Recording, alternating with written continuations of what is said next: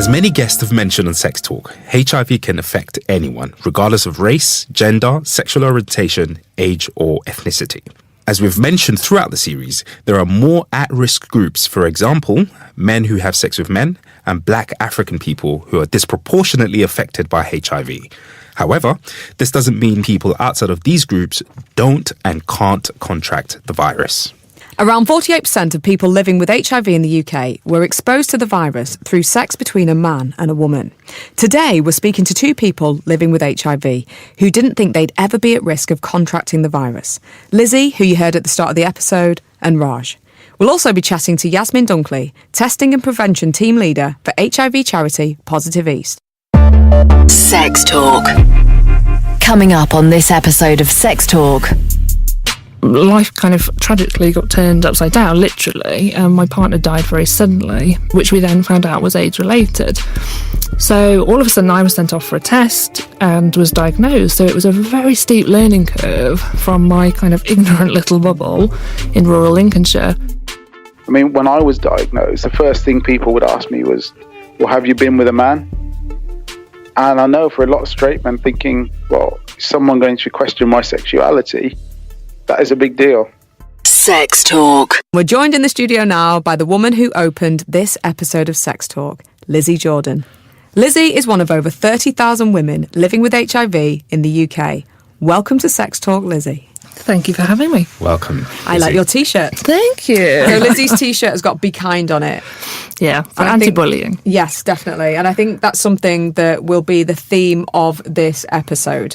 Sounds People good to be me. mindful. Mm-hmm. Now, Lizzie, had HIV ever crossed your mind before you were diagnosed in 2006? And can you tell us about what your life was like leading up to that point? Sure. So I was, I'm going to say, ignorant. It wasn't something on my radar. It wasn't something I'd ever considered. It wasn't something I knew about other than like kind of the 80s stuff and the kind of fear-driven stuff and EastEnders and the one character in there. And that was pretty much all I knew. And then life kind of tragically got turned upside down, literally. My partner died very suddenly, which we then found out was AIDS-related. So all of a sudden I was sent off for a test and was diagnosed. So it was a very steep learning curve from my kind of ignorant little bubble in rural Lincolnshire, where I didn't really know anything, and I had to very quickly learn as much as I could of how I can live well and what does this actually mean. And 3 massive things happened to you in the space of 18 months. Yeah. So in your TED Talk, you were like, I found out I was pregnant, so you're going to be a mother for the first time, which is an amazing, beautiful thing. Mm-hmm. Then you lose your partner, which is the total opposite of that wonderful, beautiful thing. And also he is part of this beautiful baby. Mm-hmm. And then you find out you have HIV. Yeah. In 18 months.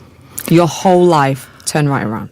Yeah, it was a roller coaster. Literally the highest highs and the lowest lows. But, you know, my son is a complete blessing that actually if he wasn't here, and if that hadn't have happened, and the series of events that happened, I wouldn't be here because, you know, when you have a little baby, you get up and you have to get up and you have to get on with your day. So, you know, everything I do is powered on by the fact that he is here.